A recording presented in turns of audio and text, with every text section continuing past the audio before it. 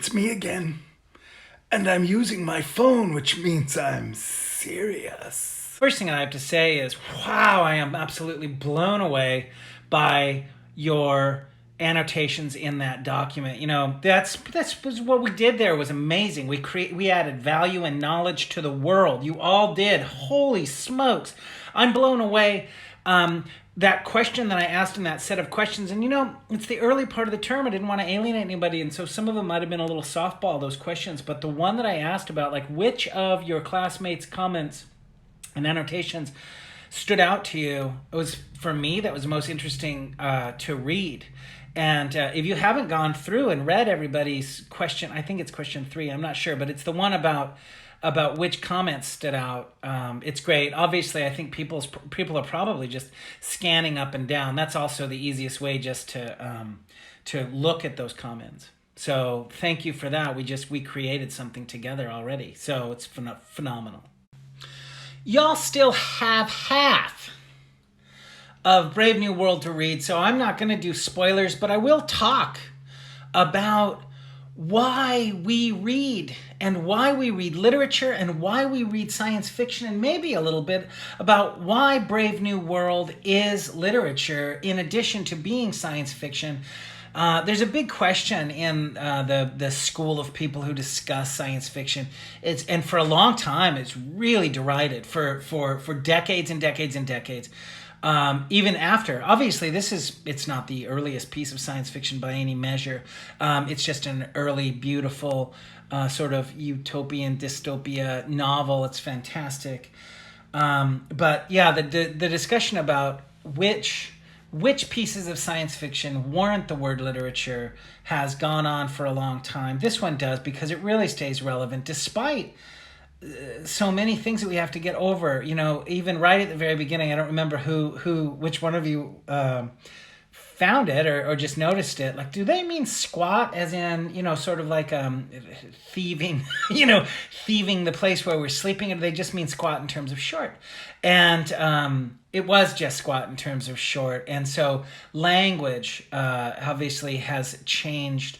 So that for me, it adds a kind of richness. Obviously, any of the earliest science fiction have those different uses of language. There's more to what makes this book.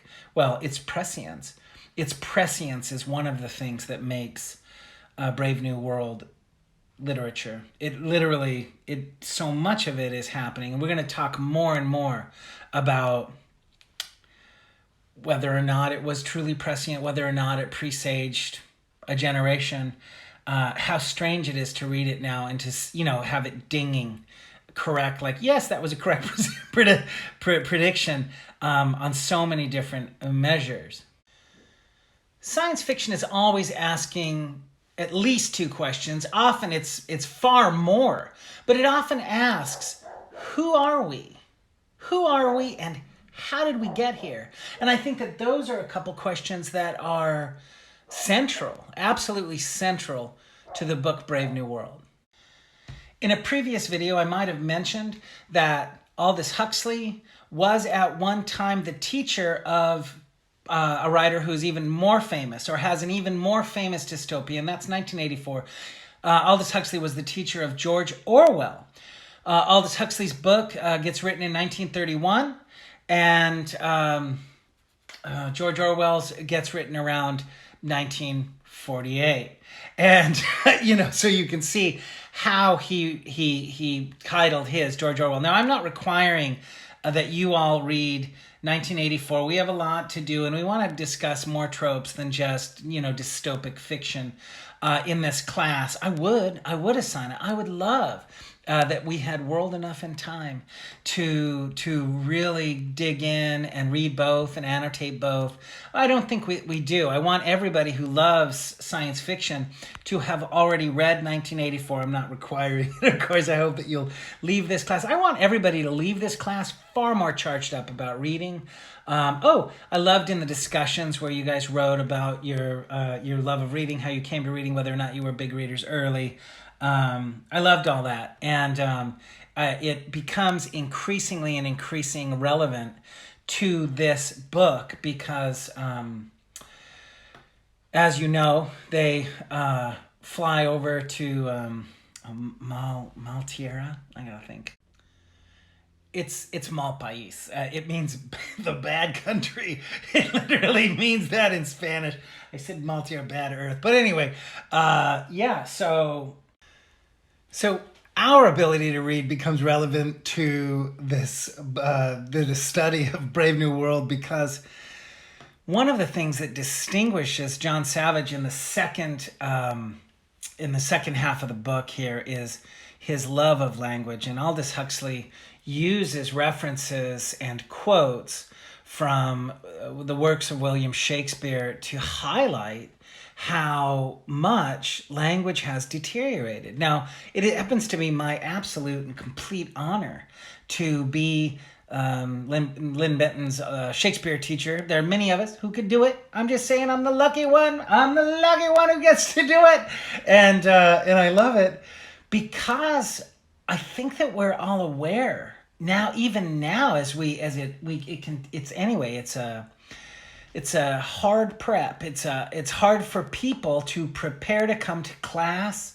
That was the class that sort of gave me the idea about doing these annotations, because we do them with the works of William Shakespeare, and that helps create the kind of community that I'm seeing getting built in this class. And I'm so loving that. I'm loving you guys making call outs to one another. That I gotta say, I love that.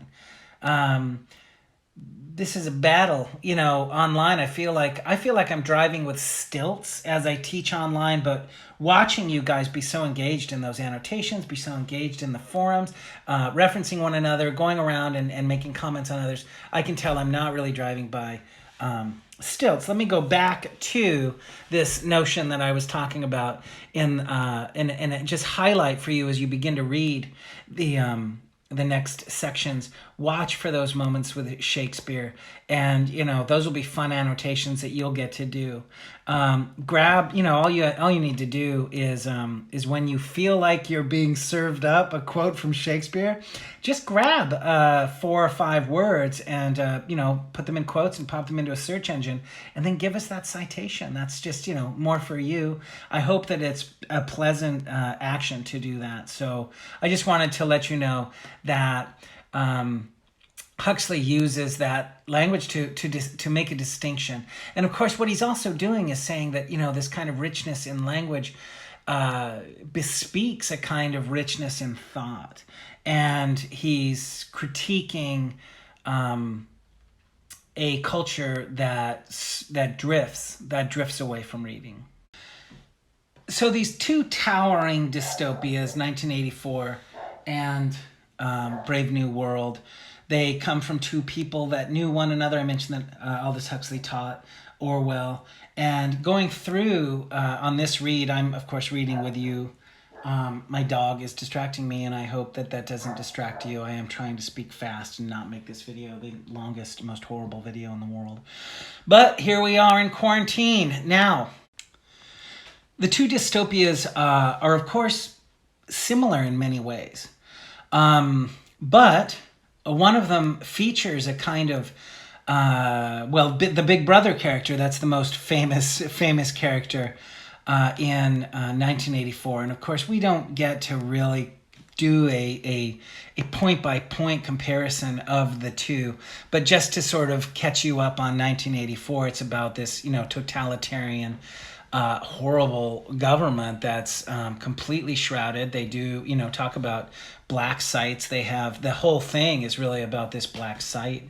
The whole thing is just about this horrible world where everybody is lied to and they all live in squalor and misery, or at least, it is also they do talk about the stratifications, how society is also stratified. Those are two places that, were we to do that list, Brave New World and 1984 definitely talk about stratified society. And what both of those dystopias get us to do is to ask questions like, how is our own society stratified? How do we embody a kind of caste system? even today. And if we're really thinking about a caste system, let's talk about the so-called developing world. That, I mean, it's almost America, despite that we do have poverty here. It's just hard to take, into consideration the entire world when we ask questions about caste, because there's a lot to work on in our world. And while 1984 focuses on this kind of horrible police state where death looms around every single corner, Brave New World focuses on everybody being totally self-medicated 100% of the time. They're just absolutely, I love in this book how, she had to eat 2 or 3 of these, so much, it got tense and uncomfortable. Oh, I remember this. I wanted to talk about this. I'm going to actually do this. It'll take me a couple seconds, but I'm going to see if I can snatch a clip of a comedian who has fallen out of favor. But there's this incredible moment where I can really help you see our own kind of immediate gratification impulses toward neglecting and avoiding our feelings. And this is an incredible quote, and I thought about that, and you just watched me re-bump into it.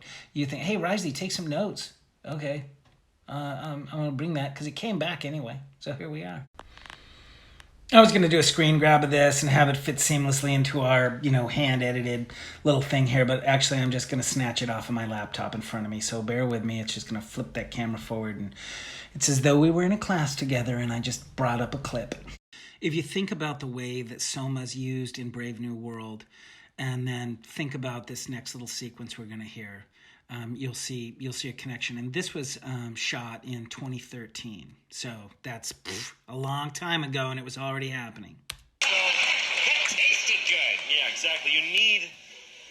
The thing is, you need to build an ability to just be yourself and not be doing something. That's what the phones are taking away. Yes. Is the ability to just sit there like this. That's being a person, right? Yes. No one can, you gotta check. Because, underneath everything in your life, there's that thing, that empty, forever empty. You know what I'm talking about? Yes. Yes. Yes, Just I know what you're talking about. knowledge that it's all for nothing and you're alone. It's down there.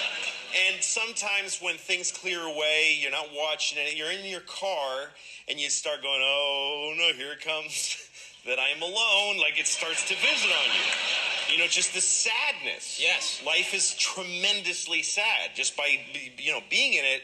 And so you're driving, and then you go, that's why we text and drive. I look around, pretty much 100% of people driving are texting. Yes. And they're killing, everybody's murdering each other with their cars. Yes. But people are willing to risk taking a life and ruining their own because they don't want to be alone for a second. Because it's so hard. I was in my car one time, and a Bruce Springsteen song comes on. And it made me really sad. It's like Jungle. What's the one? Jungle song? Jungleland. This one where he goes, and he sounds far away. It's like, That's half of them. Yeah, a lot of them. No, he goes, Sorry, guys. And it's really far away sounding. Can you do it with the reverb? Can you do it? I should have previewed this and edited that. So, Oh my God, I'm so sorry. I forgot they do this.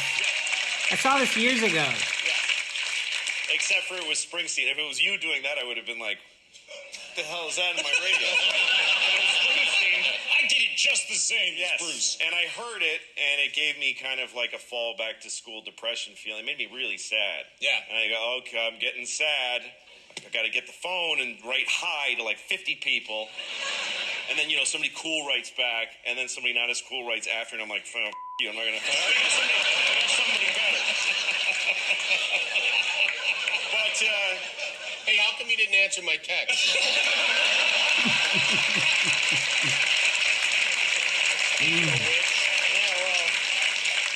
because he wrote first. That's fine. So, anyway, I started to get that sad feeling, and I was reaching for the phone, then I said, you know what, don't.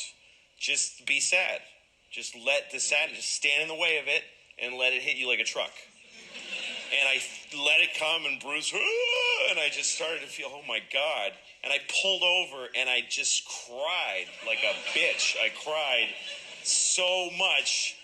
And it was beautiful. It was like this beautiful, it's just this, sadness is poetic. You're lucky to live sad moments.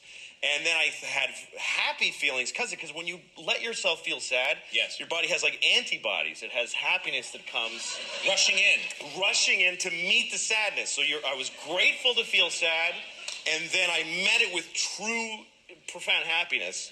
It was such a trip, and the thing is, because we don't want that first bit of sad, we push it away with like a little phone for the food, and you get...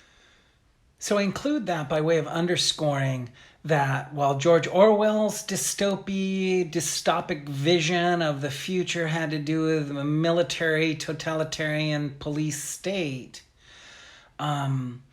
Huxley's, I think it's, to be honest, I mean, maybe I'm biased, but I feel like it's much more accurate. I feel like the Louis C.K. moment there, and when you compare it to the use of Soma, it really just nails us. It just nails us right now.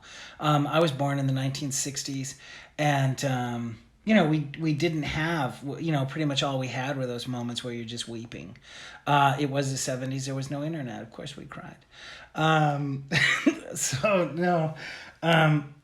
we didn't have these addictive little tools that do give us this endorphin hit or this immediate instant gratification. So I just wanted to point that out. And as a special treat, and I don't know how long this video is getting, I'm going to actually go downstairs. Hopefully the sound will be better if I share this with you. I'm going to share with you a new series called Brave New World, playing on NBC. No, I'm not paid for that. But apparently it is. I don't know if it's playing on NBC or NBC Special with nudity, actually. And my apologies if you hate nudity, put your hand up in front of the screen that you're looking at, because there might be some. I will try to avoid it, but I don't, I just want to show you a creative impression of Brave New World. And I was going to try to share a video of it, but I can't get the rights to it. And I can include tiny little clip here, but it's like free on my Xbox with the NBC app, or with something called the Peacock app. I can't remember. I'll have to find out before we see each other again. I found the worm in the apple. They don't want to take pictures of the screen, even if it's just for a small bit. I finished and uploaded this whole thing, and was immediately met with a notification that I'm not allowed to take a photo anyway. Trust me, it was weird, but there'll be no clip of the new Brave New World playing on Peacock. You're gonna go and have to find that for yourself. Again, it's like driving on stilts, and it's hard to make these connections and to have a sense that you're getting what I'm saying while I'm just making this. But I have literally added to the document the link to the comedian that we just watched, talking about that impulse to push down our feelings with an immediate gratification of something that gives us an endorphin or changes our mood. And you'll find that. Now, the remark is on page 128 in our book, and I know that you guys are starting that now. Punctured, utterly deflated, he dropped into a chair and, covering his face with his hands, began to weep. A few minutes later, however, he thought better of it and took 4 tablets of Soma. And this is exactly what the comedian was talking about. So there's that. I suppose I am trying to underscore this sense that contemporarily, right now, there are a lot of associations. And when I think about that slogan that they have, ending is better than mending, we don't even mend anymore. I grew up in a world where, talk to your grandparents. I don't know. I mean, maybe we don't need to. Maybe we just do need to embrace kind of a global marketplace that's constantly needing to throw everything out. All that discussion in Brave New World about how, oh my gosh, how one of the certain levels is literally designed to hate nature. No, to hate flowers, but to love. Anyway, it all has to. Ultimately, it ends up just pushing industry. They create the game of golf so that it has all these complicated. Actually, do you know what? Here's another thing. I just happened to have been around and I saw a 30s golf. Man, I'm so ignorant about the game of golf. It's the little thing that you put your clubs into. Anyway, I saw one from the 30s. I thought, gosh darn it, I'll share it with you guys. You can see now that, things do. I am going to share this with you. Just a second. It's a picture of detritus from the old world. On the lower left, there's a globe. And then directly to the right of it, I kid you not, that is what people, what Huxley was so pissed off about. And I did look in. There is a single golf club in there, but that's what those golf clubs looked like. If you go to these kind of like antique stores or even thrift stores, this was kind of a more upscale one, but I just thought that was weird. I've never seen one. I'm constantly personally searching for old typewriters. So you could text me at 541-250-1652 if you happen to be in a thrift store and you see one. Everybody should have my number anyway, but so I look into those places and I saw that, and that is one of the very things that Huxley was kind of responding to. And he thought, man, if they make this bag to sell to play a game, how ridiculous is that? And now we live in a world where there's so much, think about Magic the Gathering. It's all about just like, subscription. You just subscribe. You're just always paying money. It is wild. So probably in the annotation, somebody has already caught the many, many religious references in here, sort of these turns of phrase so that Huxley can kind of refer to how religion, he was writing it to the people of his time. So he creates the Arch Community Songster of Canterbury, which is obviously a reference to the Archbishop of Canterbury. And in an odd way, it's also in that same way that he's privileging the work of Shakespeare in this book, he also ends up privileging the Canterbury Tales, which are written by Geoffrey Chaucer. And, R. Ford, and you can see them, they're doing this, I suppose for Huxley it would be Episcopal or Church of England, these motions, but they all go back to the Catholic Church. He made the sign of the T, which is, and these things are very obvious, but what is he saying about his culture there? He's trying to find ways to draw his audience in. And in that same way, the new television version, the NBC version, is doing the same thing. I have to confess, I kind of like it, and I watched the first 3 episodes, but then somebody turned me on to The Boys, and now I have to finish that. And it's weird. It's funny, that distinction between a show that like grabs you and you can't stop watching, and this one, and perhaps I was just sparing myself because it's heavy. Brave New World is heavy, but watching it, that particular version of it is heavy. And I need to talk about sort of our experience with Brave New World.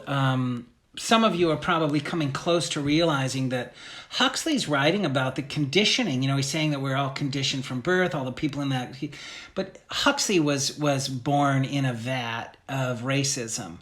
And the second 100 pages of this book were very difficult for me because ever since George Floyd, and I've always felt that I was great, woke, liberal, whatever. I have confronted my own racism in rich ways ever since George Floyd. And that has made me hyper alert to the kinds of sort of the unconscious. Watching Huxley have really ugly unconscious racism in this book is painful, and we got to put it on the table, and you're going to run into that. So feel free to annotate those moments as you keep moving. I hate to read an overly long segment to you, but it's beautiful, and it really highlights these connections that I'm trying to make between our world right now and this book, and how, in fact, if there was a prescience in the two writers of, Huxley or Orwell, that Huxley is closer to the mark here, and consider the Louis C.K. discussion of solitude as we read this. I'll just move forward and try to end the video. I know you guys are, hey, maybe you can just make me sound like a chipmunk, make it go faster. You see, but then that also has to do with attention span. Take a soma and relax. How's that? It was over. Rhymes. Oh, we're on page 131. It was over some rhymes, he explained. I was giving my usual course of advanced emotional engineering for third-year students, 12 lectures, of which the seventh is about rhymes, on the use of rhymes in moral propaganda and advertisement. Allow me to just pause and look back to you, and we can think about, this notion of moral propaganda and all of the propaganda. So Orwell's book features the boot. It features the teeth getting ripped out and that sort of military police state kind of oppression, whereas Huxley's is really about propaganda and these constant flood of messages. And that's why we start this class asking, what does AI think of me? Because we just need to get aware of this constant flood of propaganda. Buy. I'm going to go back to our reading. I always illustrate my lecture with a lot of technical examples. This time I thought I'd give them one I'd just written myself. Pure madness, of course, but I couldn't resist it, he laughed. I was curious to see what their reactions would be. Besides, he added more gravely, I wanted to do a bit of propaganda. I was trying to engineer them into feeling as I'd felt when I wrote the rhymes. Fud, he laughed. Now, so what's happening here, and it's worth pausing, it's worth our time, is to look at how carefully Huxley has positioned these two characters, Bernard Marx and Helmholtz. Helmholtz is the depiction of humanity, even in this situation. The depiction of humanity, because it's as though the humanity in him wants to bubble forth, and he has crossed lines. He writes, I was trying to engineer them in feeling as I felt when I wrote the rhymes. Well, of course, I don't think that he necessarily has the word poetry. He does have the word rhymes. Now, of course, this is a distinction that Orwell picked up from this book, where clearly Huxley is talking about words having been removed from the dictionary, or otherwise Helmholtz would call what he had written poetry, but he doesn't, because it's not a word that he knows or understands, because again it violates sort of the stability that the society's trying to go for. But anyway, such an interesting pattern happens as Helmholtz embraces his humanity. He becomes more and more likable throughout the book. And Bernard Marx, as he begins to learn how to play that game of manipulating and backstabbing, he becomes less likable and less likable. And I'm sorry, that's not necessarily a spoiler, but when I still am a writer. I have 4 books. I'm sure I've told you about them. They're not doing as well as I want them to, but I do have them, and I do study literature from the perspective of a creator, as a writer, and I want to draw out to you that sort of structural piece where we have Helmholtz going from less likable to more likable, while Bernard Marx goes through at least relatable, if not likable, to less relatable, less likable throughout the course of the second half of the book. I'm not testing on that or whatever. I'm just saying, like, if you notice that yourself, hey, try it on your longer pieces as you become writers or filmmakers or whatever you're going to do. Huxley's sense of character here and sense of creating texture to the narrative is pretty clear with that. Let me continue reading. What an outcry there was. The principal had me up and threatened to hand me the immediate sack. I'm a marked man. But what were your rhymes? Bernard asked. They were about being alone. Bernard's eyebrows went up.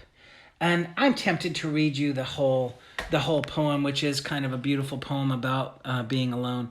But I won't. To spare you some time here, you can read it yourself and get in there. But it does really connect the Louis C.K. clip with this. And then actually I can go to a line that's right after the poem where Bernard says, "Oh, I'm not surprised," said Bernard flatly. "It's flatly against all sleep teaching. Remember, they've had at least 250,000 warnings against solitude."